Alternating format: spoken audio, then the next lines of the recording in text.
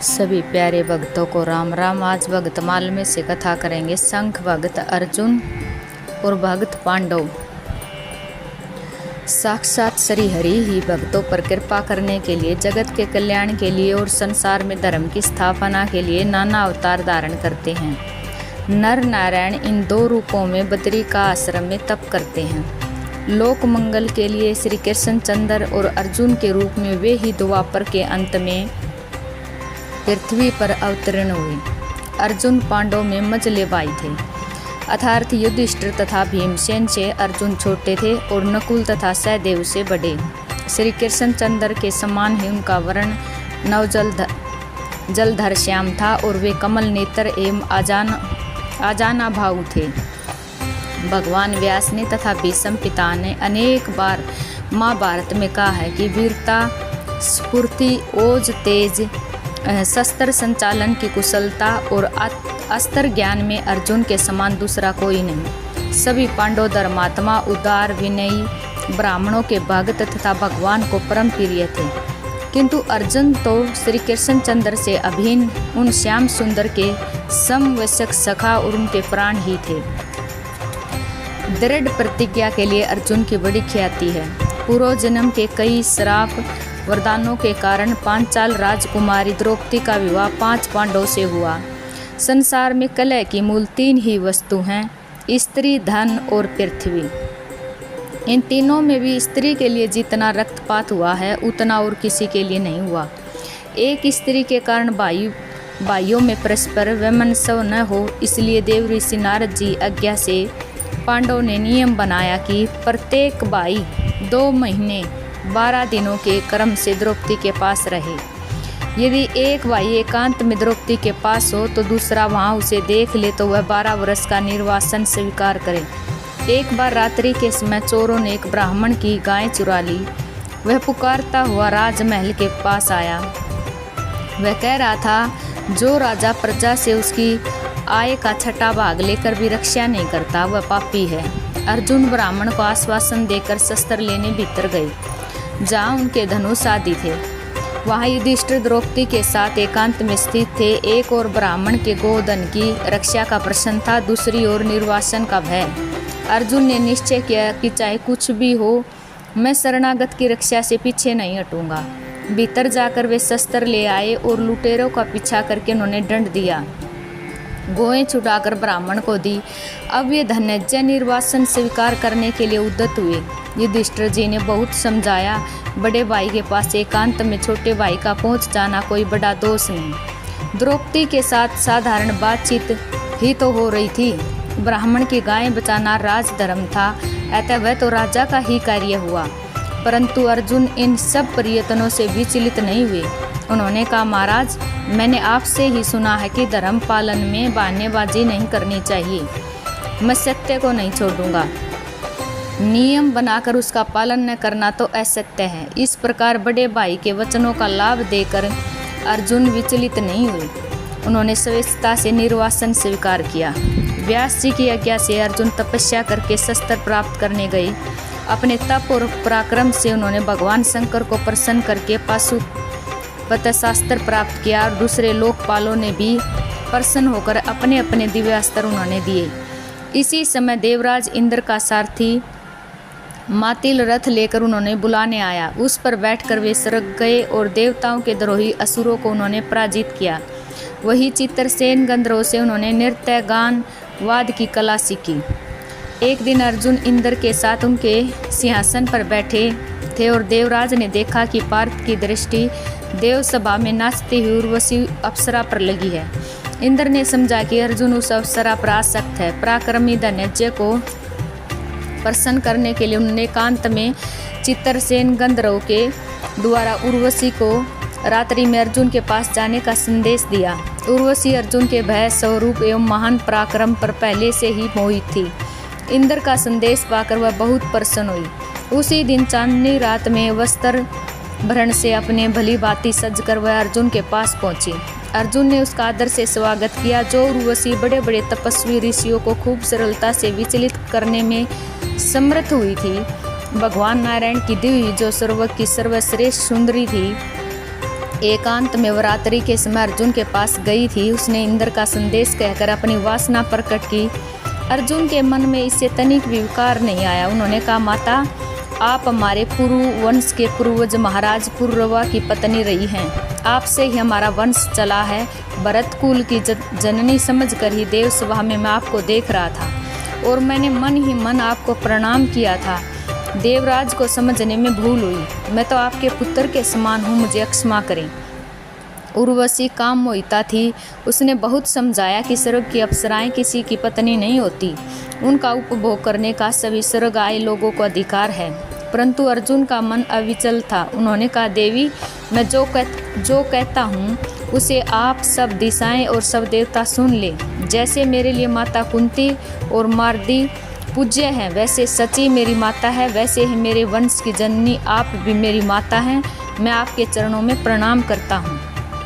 रुष्ट होकर उर्वशी ने 1 वर्ष तक निपुंसक रहने का श्राप दे दिया। अर्जुन के इस त्याग का कुछ ठिकाना है। स्वभाव में दूसरों के सामने बड़ी ऊंची बातें करना तो सभी जानते हैं, किंतु एकांत में युवती स्त्री प्रार्थना करे उसे माँ कहकर वहाँ से अछूत निकल जाए, ऐसे विरले ही होते हैं। अर्जुन का यह इंद्रिय संयम तो इससे भी मान है।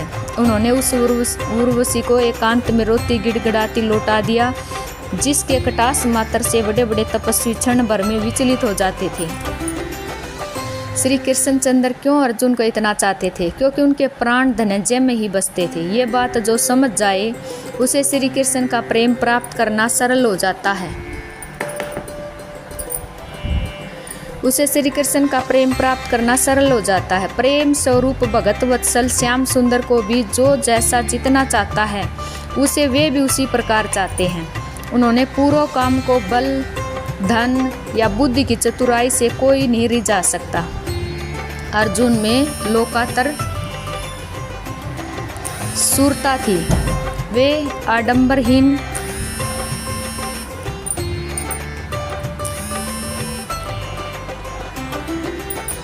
भगतवत्सल बुद्धि की चतुराई से कोई नहीं रिझा सकता। अर्जुन में लोकातर सूरता थी। वे आडंबरहीन इंद्रिय विजयी थे और सबसे अधिक यह कि सबसे होते हुए भी अत्यंत विनयी थे। उनके प्राण श्री कृष्ण में ही बसते थे। युधिष्ठिर के राजस्व यज्ञ का पूरा भार श्री कृष्णचंद्र पर ही था। श्याम ने ही अपने परम भक्त धर्मराज के लिए समस्त राजाओं को जीतने के लिए पांडवों को भेजा। उन मधुसूदन की कृपा से ही भीमसेन जरासंध को मार सके। इतने पर भी अपने मित्र अर्जुन को प्रसन्न करने के लिए युधिष्ठिर को 14 सहस्त्र हाथी भगवान ने भेंट स्वरूप दिए।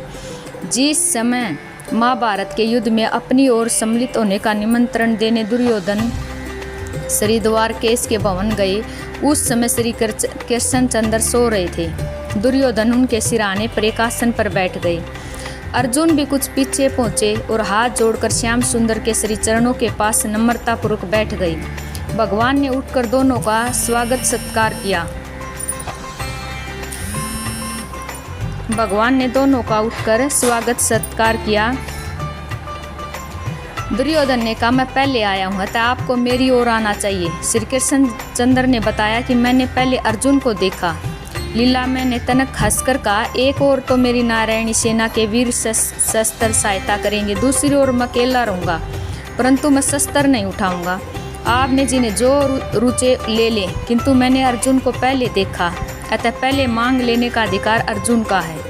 एक और भगवान का बल, उनकी सेना, और दूसरी ओर शस्त्रहीन भगवान। एक और भोग और दूसरी ओर श्याम सुंदर।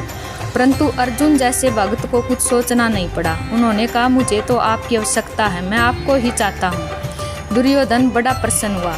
उसे अकेले शस्त्रहीन श्री कृष्ण की आवश्यकता नहीं जान पड़ी। भोग की इच्छा करने वाले विषयी लोग इसी प्रकार विष ही चाहते हैं। विषयी भोग का त्याग कर श्री कृष्ण को पाने की इच्छा उनके मन में नहीं जगती। श्री कृष्णचंद्र ने दुर्योधन के जाने पर अर्जुन से कहा, भला तुमने शस्त्रहीन अकेले मुझे क्यों लिया? तुम चाहे तो तुम्हें दुर्योधन से भी बड़ी सेना दे दूं। अर्जुन ने कहा, प्रभु आप मुझे मोह में क्यों डालते हैं? आपको छोड़कर मुझे 3 लोकों का राज्य भी नहीं चाहिए। आप शस्त्र ले या ना ले, पांडवों के तो एकमात्र आश्रय आप ही हैं।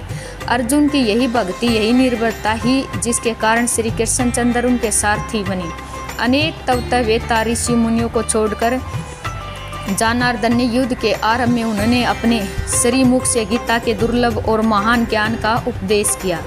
युद्ध में इस प्रकार उनकी रक्षा में वे दया में लगे रहे, जैसे माता अबोध पुत्र को सारे संकटों से बचाने के लिए सदा सावधान रहती है। युद्ध में जब द्रोणाचार्य के चक्रव्यूह में फंसकर कुमार अभिमन्यु ने वीरगति प्राप्त कर ली, तब अर्जुन ने अभिमन्यु की मृत्यु का मुख्य कारण जयद्रथ को जानकर प्रतिज्ञा की, यदि जयद्रथ मेरी और धर्मराज युधिष्ठिर की या श्री कृष्णचंद्र की शरण में आ गया तो कल सूर्यास्त पूर्व उसे मार डालूंगा। यदि ऐसा न करे तो मुझे वीर और पुण्यात्माओं में को प्राप्त होने वाले लोक न मिले।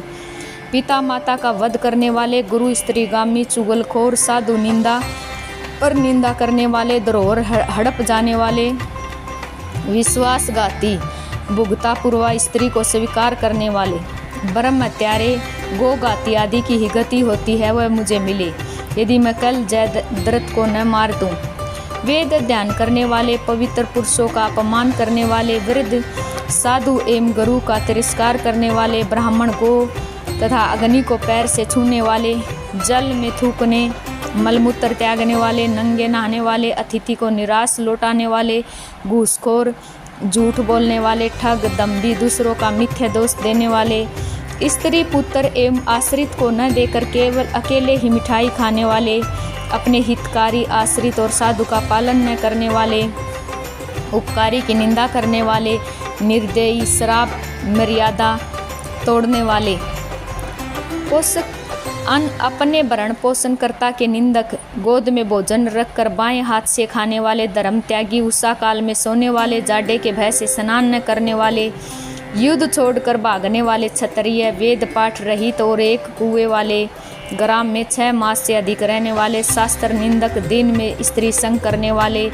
दिन में सोने वाले, घर में आग लगाने वाले, विष देने, अग्नि तथा अतिथि की सेवा से विमुख, गो को जल पीने से रोकने वाले, रजसवला से रति करने वाले, कन्या बेचने वाले, दान देने की प्रतिज्ञा करके लोभ वश न देने वाले, जिन नरकों में जाते हुए मुझे मिले, यदि मैं कल जयद्रथ को न मारूं, यदि कल सूर्यास्त तक मैं जयद्रथ को न मार सका तो चिता बनाकर उसमें जल जाऊंगा। भक्त के प्राण की चिंता भगवान को होती है। अर्जुन ने तो श्री कृष्णचंद्र से कह दिया कि आपकी कृपा से मुझे किसी की चिंता नहीं, मैं सबको जीत लूंगा। बात सच है, अर्जुन ने अपने रथ की, अपने जीवन की बागडोर जब मधुसूदन के हाथों में दे दी तब वह क्यों चिंता करे। दूसरे दिन घोर संग्राम हुआ। श्री कृष्णचंद्र को अर्जुन की प्रतिज्ञा की रक्षा के लिए सारी व्यवस्था करनी पड़ी। सायंकाल श्रीहरि ने सूर्य को ढककर अंधकार कर दिया। सूर्यास्त हुआ समझकर अर्जुन चिता में प्रवेश करने को उद्यत हुए। सभी कौरव पक्ष के महारथी उन्होंने इस दिशा में देखने आ गए। उन्हीं में जयद्रथ भी आ गया। भगवान ने कहा, अर्जुन शीघ्रता करो, जयद्रथ का मस्तक काट लो, पर वही भूमि पर न गिरे। सावधान। भगवान ने अंधकार दूर कर दिया। सूर्यास्ता चल जाते दिखाई पड़े। जयद्रथ के रक्षक चकरा गए। अर्जुन ने उसका सिर काट लिया। श्री कृष्ण ने बताया, जयद्रथ के पिता ने तप करके शंकर से वरदान पाया कि जो जयद्रथ का सिर भूमि पर गिराएगा उस सिर के 100 टुकड़े हो जाएंगे। और केशव के आदेश से अर्जुन ने जयद्रथ का सिर बाण से ऊपर ही ऊपर उड़ाकर जहाँ उसके पिता संध्या के समय सूर्य उपासना कर रहे थे वहाँ पहुँचाकर उनकी अंजलि में गिरा दिया। झिझक उठने से पिता के द्वारा ही सिर भूमि पर गिरा। फलत उसके सिर के 100 टुकड़े हो गए। इंद्र ने कर्ण को एक अमोघ शक्ति दी थी कि एक ही बार उस शक्ति का कर्ण प्रयोग कर सकते थे। नित्य रात्रि को वे संकल्प करते थे दूसरे दिन अर्जुन पर उसका प्रयोग करने के लिए, किंतु श्री कृष्णचंद्र उन्होंने सम्मोहित कर देते थे। वे शक्ति का उपयोग करना भूल जाते थे। भगवान ने भीम के पुत्र घटोत्कच को रात्रि युद्ध के लिए भेजा। उसने राक्षसी माया से कौरव सेना में त्राही त्राही मचा दी। दुर्योधनादि ने कर्ण को विवश किया, यह राक्षस अभी सबको मार देगा और यह जब दिखता ही नहीं तब इसके साथ युद्ध कैसे हो। इसे चाहे जैसे भी हो मारो। अंत में कर्ण ने वह शक्ति घटोत्कच पर छोड़ी। वह राक्षस मर गया। घटोत्कच की मृत्यु से जब पांडव दुखी हो रहे थे तब श्री कृष्ण को प्रसन्न होते देख अर्जुन ने कारण पूछा। भगवान ने कहा, कर्ण ने तुम्हारे लिए ही शक्ति रख छोड़ी थी। शक्ति ने रहने से अब वह मृत साही है। घटोत्कच ब्राह्मणों का द्वेषी, यजद्रोही, पापी और धर्म का लोलुप करने वाला था। उसे तो मैं स्वयं मार डालता, किंतु तुम लोगों को बुरा लगेगा इसलिए अब तक छोड़ दिया था। कर्ण के युद्ध में अर्जुन ने अपने सखा से पूछा, यदि कर्ण मुझे मार डाले तो आप क्या करेंगे? भगवान ने कहा, चाहे सूर्य भूमि पर गिर पड़े, समुद्र सूख जाए, अग्नि शीतल बन जाए, पर ऐसा कभी नहीं होगा। यदि किसी प्रकार कर्ण तुम्हें मार दे तो संसार में प्रलय हो जाएगी। मैं अपने हाथों से कर्ण और शल्य को मसल डालूंगा। भगवान ने तो बहुत पहले घोषणा की थी कि जो पांडवों के मित्र हैं वे मेरे मित्र और जो पांडवों के शत्रु हैं वे मेरे शत्रु। उन भगत वत्सल के लिए भगत सदा से अपने हैं। जो भक्तों में से द्रोह करते हैं, श्री कृष्ण सदा उनके विपक्षी हैं। कर्ण ने अनेक प्रयत्न किए। उसने सर्प मुख बाण छोड़ा, दिशाओं में अग्नि लगा दी, दिन में ही तारे टूटने लगे। खांडोदाह के समय बचकर निकला हुआ अर्जुन का शत्रु अवसेन नामक नाग भी अपना बदला लेने उसी बाण की नोक पर चढ़ बैठा। बाण अर्जुन तक आए इससे पहले ही भगवान ने रथ को अपने चरणों से दबाकर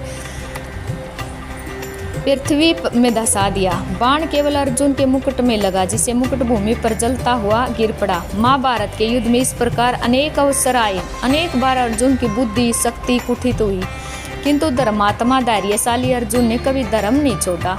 उनके पास एक ही बाण से प्रलय कर देने वाला पाशुपत शास्त्र था, परंतु प्राण संकटों में होने पर भी उसको काम में लेने की उन्होंने इच्छा नहीं की।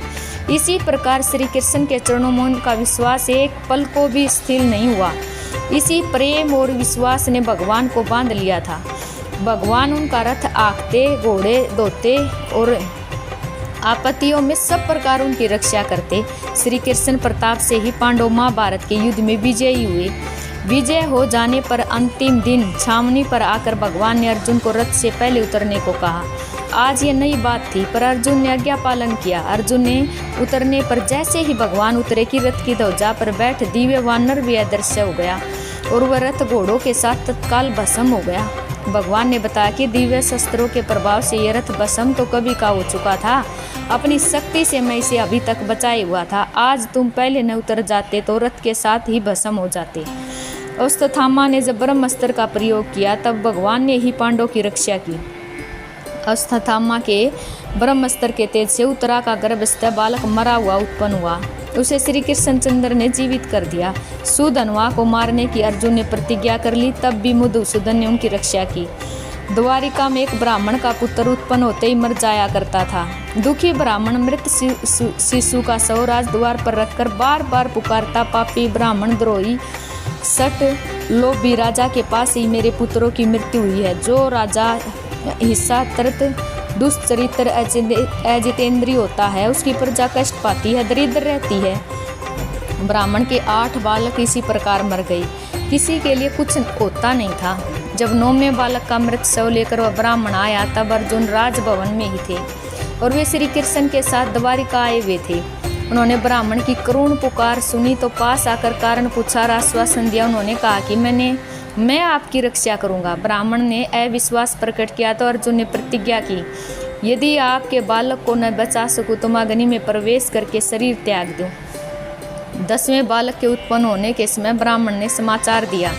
उसके घर जाकर अर्जुन ने सूतिका कारागार को ऊपर नीचे चारों ओर बाणों से इस प्रकार ढक दिया कि उसमें चींटी भी न जा सके। परंतु इस बार बड़ी विचित्र बात हुई। बालक उत्पन्न हुआ, रोया और फिर सह शरीर अदृश्य हो गया। ब्राह्मण अर्जुन को धिक्कारने लगा। वे महारथी कुछ बोले नहीं, उनमें भी अब अहंकार था। भगवान से भी उन्होंने कुछ नहीं कहा। योग विद्या का आश्रय लेकर वे यमपुरी गई। वहाँ ब्राह्मण पुत्र न मिला तो इंद्र, अग्नि, चंद्र, वायु, वरुण आदि लोकपालों के धाम, अतल, वितल आदि नीचे के लोक भी ढूंढे, परंतु कहीं भी उस ब्राह्मण का पुत्र नहीं मिला। अंत में द्वारिका आकर वे चिता बनाकर जलने को तैयार हो गई। भगवान ने अब उन्होंने रोका और कहा, मैं तुम्हें दविज पुत्र दिखलाता हूँ, तुम मेरे साथ चलो। भगवान को तो अर्जुन में जो अपनी शक्ति का गर्व था उसे दूर करना था, वो दूर हो चुका था। अपने दिव्य रथ में अर्जुन को बिठाकर भगवान ने 7 द्वीप, सभी पर्वत, 7 समुद्र पार किए। लोकालोक पर्वत को पार करके अंधकार में प्रदेश में अपने चक्कर के तेज से मार्ग बनाकर अत्यंत जल के समुद्र में पहुंचे और अर्जुन ने वहां की दिव्य ज्योति देखने में असमर्थ नेत्र बंद कर लिए। इस प्रकार श्री कृष्णचंद्र अर्जुन को लेकर भगवान शेष सैया के समीप पहुंचे और अर्जुन ने वहाँ भगवान अनंत शेष जी की सैया पर सोए नारायण के दर्शन किए और उन भूमा पुरुष ने दोनों को सत्कार करके उन्होंने ब्राह्मण के बालक देते हुए कहा, तुम लोगों को देखने के लिए ही मैंने ये बालक यहाँ मंगवाए। तुम नारायण और नर हो, मेरे ही स्वरूप हो। पृथ्वी पर तुम्हारा कार्य पूरा हो गया, अब शीघ्र यहाँ आ जाओ। वहाँ से आज्ञा लेकर दोनों लौट आए और अर्जुन ने ब्राह्मण को बालक देकर अपनी प्रतिज्ञा पूरी की। महाभारत के तो मुख्य नायक ही श्री कृष्ण और अर्जुन है। अर्जुन की शूरता, धर्मनिष्ठा, उदारता, भगवत भक्ति और उन पर भगवान मधुसूदन की कृपा का महाभारत में विस्तार से वर्णन है। दूसरे पुराणों में भी अर्जुन का चरित्र है, उन ग्रंथों को अवश्य पढ़ना चाहिए। यहाँ तो थोड़े से चरित्र संकेत रूप में दिए गए हैं। अर्जुन भगवान के नित्य पार्षद हैं, नारायण के नित्य संगी नर हैं। धर्मराज का युधिष्ठिर जब परम धाम गए तब वहाँ अर्जुन को उन्होंने भगवान के पार्षदों में देखा। दुर्योधन तक ने कहा, अर्जुन श्री कृष्ण की आत्मा है, श्री कृष्ण अर्जुन की आत्मा है और श्री कृष्ण के बिना अर्जुन जीवित नहीं रहना चाहते। अर्जुन के लिए श्री कृष्ण अपना दिव्य लोक भी त्याग सकते हैं। भगवान स्वयं अर्जुन को अपना प्रिय सखा, परम इष्ट तक कहते रहते हैं और उन्होंने अपना अर्जुन का प्रेम बने रहने और बढ़ाने के लिए अग्नि से वरदान तक चाहा था। भगत पांडव, जैसे शरीर में 5 प्राण होते हैं वैसे ही महाराज पांडव के 5 पुत्र हुए। कुंती देवी के द्वारा धर्म, वायु और इंद्र के अंश से युधिष्ठिर, भीम और अर्जुन और मारदी के गर्भ से अश्विन कुमारों के अंश से नकुल और सहदेव। महाराज पांडु का इनके बचपन से ही परलोकवास हो गया, अपने पति के साथ सती हो गई। 5 पुत्रों का लालन पालन कुंती देवी ने कहा। ये 5 भाई जन्म से ही धार्मिक, सत्यवादी, न्याय थे। ये अक्षमावान, सरलता, दयालु और भगवान के परम भक्त थे। महाराज पांडु के न रहने पर उनके पुत्रों का राज्य मिलना चाहिए था, किंतु उनके बालक होने से अंधे राजा धृतराष्ट्र सिंहासन पर बैठे। उनके पुत्र स्वभाव से क्रूर और स्वार्थी थे। उनका ज्येष्ठ पुत्र दुर्योधन अकारण ही पांडव से द्वेष करता था। भीमसेन से तो उसकी पूरी स्तुरता थी। उसने भीमसेन को विष देकर गंगा जी में मूर्छित दिशा में फेंक दिया, परंतु भीम बहते हुए नागलोक पहुंच गए। वहाँ उन्होंने सर्पों ने काटा, जिससे खाए विष का प्रभाव दूर हो गया। नागलोक से वे लौट आए और दुर्योधन ने पांडवों को लाक्षागृह बनवाकर उसमें रखा और रात्रि को उसमें अग्नि लगा दी।